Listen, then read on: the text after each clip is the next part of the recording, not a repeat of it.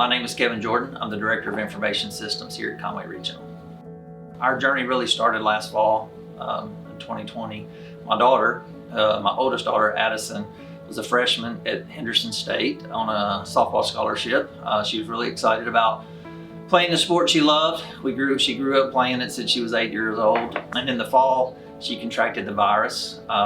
As most teens, she was not really impacted initially from the virus. She was asymptomatic, didn't even realize she had the virus until team testing occurred, and then that's when she was identified having the virus. We went through the fall, everything just seemed to be okay. The spring came and she started having some breathing issues as she started exerting herself more, and that caused for some concern. Naturally, we went and had that checked out. She came here to Conway Regional, saw a pulmonologist. After that, she was diagnosed with mild to moderate asthma. Dad contracted the virus around the Thanksgiving holiday. He'd been healthy up to that point. He was admitted to the local hospital there. We grew up in Monticello, so he was at Drew Memorial. Spent a couple of days there, and then they sent him on to St. Vincent to ICU because of his oxidation levels, and he was having trouble breathing, which was tough because at that time too, we were not able to see him. We didn't get to spend any time with him at the hospital, and it wasn't until he had gotten to the state where we didn't think he was going to make it that they finally let the family come in and see him. But at that time too, there was no interaction, no FaceTime, no iPads. I mean, Dad was sedated and he didn't know what was going on. Naturally, we really had to lean on the staff to help us get through that time. He was there, his two brothers were admitted. They spent a total of 72 days in ICU at St. Vincent. They were all three in the same critical care unit there at St. Vincent. So they were close, they were right around the corner, but they didn't know that the other one was there.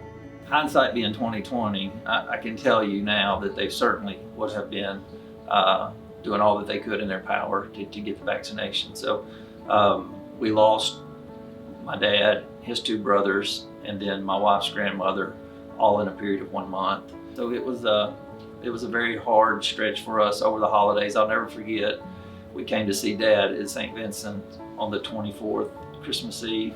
They called us up, and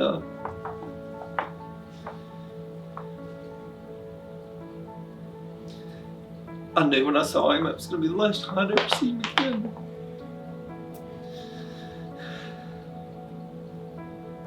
Christmas will never be the same. We got the call after visiting with him. We came home, we went back to Monticello. We were going to try to have some type of normality and go through our normal holiday events with our family. We always celebrate Christmas Eve with the family. And I knew when the phone rang, we were getting ready to sit down for our evening meal, and it was the hospital, and they told us what we were anticipating to hear.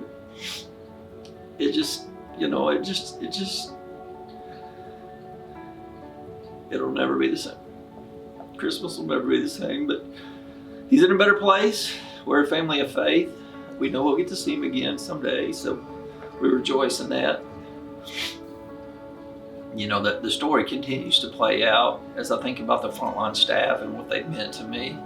I had an intern that was working here in the department, and when he came on, we were getting to know each other, and he had mentioned to me that his wife was a nurse, and I forgot the details at the time. I didn't realize she was a critical care nurse, and I was thought she was working in a different organization. But after this story plays out and we were talking more, I come to find out that the one nurse that Mom really liked and had constant conversations about Dad's status, it turned out to be, it was the intern's wife that I work with here at Conway Regional that took care of Dad and was with Dad when he took his last breath. So it's just interesting how the Lord works in mysterious ways. We hear that all the time, but I saw it firsthand with our story here and what transpired. So, you know, for the frontline staff, I would say thank you, which seems so simple, but thank you for your compassion.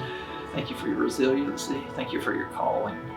I appreciate those resources so much for what they do, and I can only imagine, even working at the hospital, I still can only imagine, you know, a day in the life of what they see and what they're faced with every day. The challenge I think that we're faced with the virus too is there's so many unknowns about how it's going to impact an individual. I understand we really don't know the long-term effects, but here's what I do know, and I'm a planner. I've always been a planner, and I typically ask people to look through the lens of find a resource that you trust, right? So play out the scenario. If you were to get sick with a virus and your body doesn't react well, who are you going to call? What are you going to do? And whoever that person is that you think is going to, provide care for you, call them today and get their opinion on the vaccination. And if that's who you trust, and they say pro-vaccination, then I would say if you're going to listen to them after the fact, why wouldn't you listen to them prior to the fact? We didn't have the option, but I'm 100% sure they would have taken it.